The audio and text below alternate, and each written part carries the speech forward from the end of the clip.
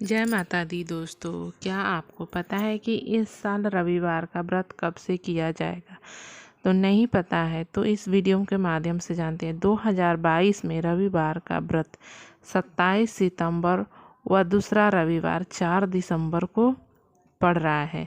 इस दिन से ही रविवार का व्रत शुरू करें, क्योंकि रविवार का व्रत अगहन महीने अथवा मार्गशीर्ष महीने के शुक्ल पक्ष में पड़ने वाले रविवार के दिन से किया जाता है।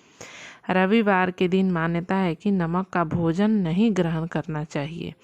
आप रविवार के दिन सात्विक भोजन या फलाहार करें, जिसमें गेहूं की रोटी, दलिया, दूध, दही, घी और चीनी का सेवन कर सकते हैं। व्रत करने के अनुसार रविवार का व्रत करने से मनुष्य मोक्ष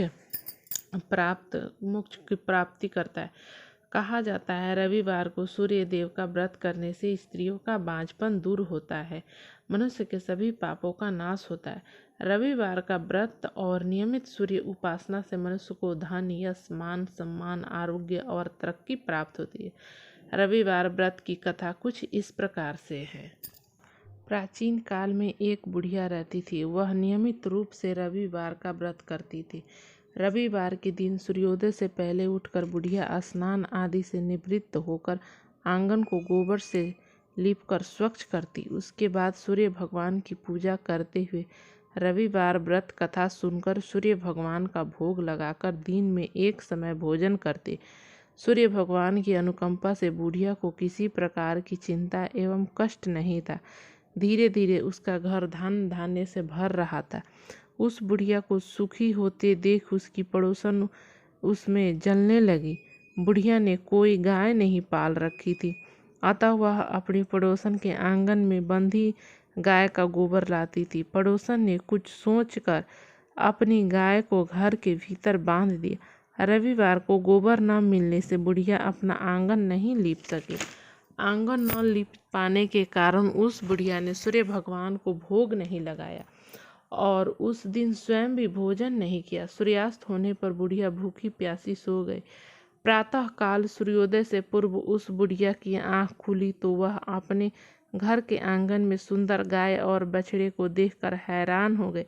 गाय को आंगन में बांधकर उसने जल्दी से उसे चारा लाकर खिलाया। पड़ोसन ने उस बुढ़िया के आंगन में बंधी सुंदर गाय और बछड़े को देखा तो वह उससे और अधिक जलने लगी। तभी गाय ने सोने का गोबर किया। गोबर को देखते ही पड़ोसन की आंखें फट गई। पड़ोसन ने उस बुढ़िया को आसपास न पाकर तुरंत उस गोबर को उठाया और अपने घर ले गए तथा अपनी गाय का गोबर वहां रख आए। सोने के गोबर से पड़ोसन कुछ ही दिनों में धनवान हो गए। गाय प्रतिदिन सूर्योदय से पूर्व सोने का गोबर किया करती थी और बुढ़िया के उठने के पहले पड़ोसन उस गोबर को उठाकर ले जाती थी। बहुत दिनों तक बुढ़िया को सोने के पहले गोबर के बारे में कुछ पता ही नहीं चला।